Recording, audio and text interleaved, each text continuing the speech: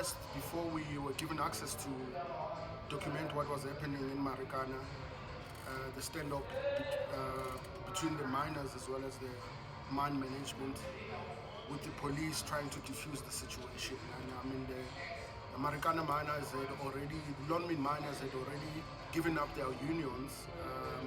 They were now saying they're representing themselves.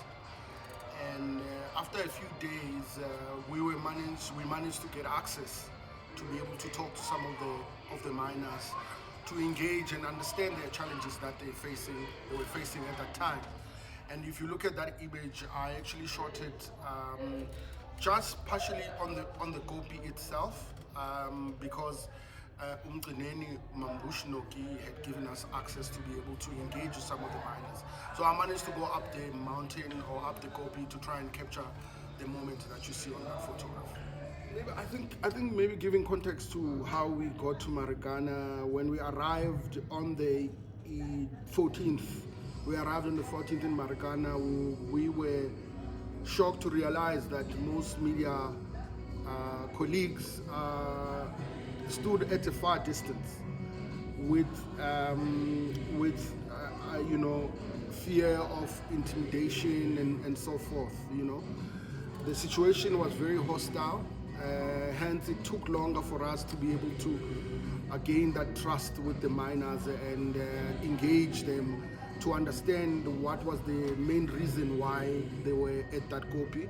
And obviously, as we know today, it was because of them calling for the 12,500, you know, that they wanted at that time. And yes, it took time for most of us to try and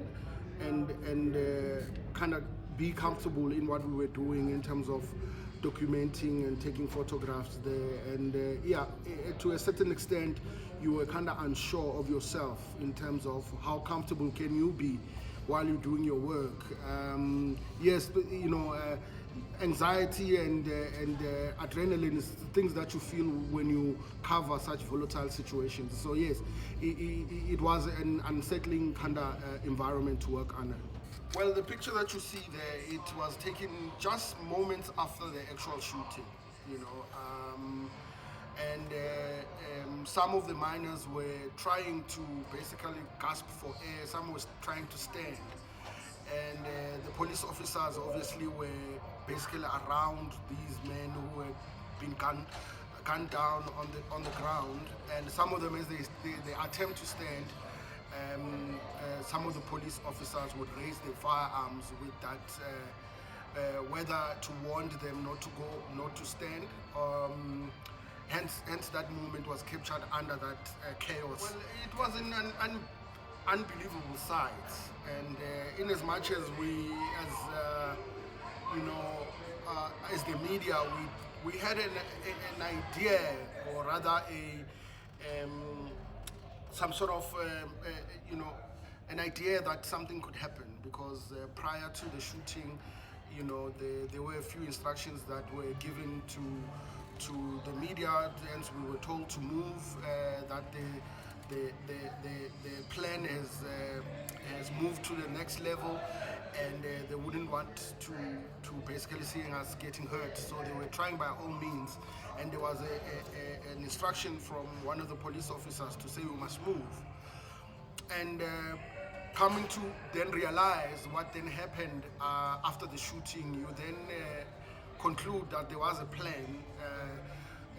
Whether the plan was to actually gun down the miners, at that time we did not know. So when you then see it thereafter, it becomes a shocking sight, because you had not expected. And by the way, you have to remember that this is one incident where the police had gunned down so many men post 1994, you know, and I mean, we are quite familiar with the massacres that happened in 1976 and so forth.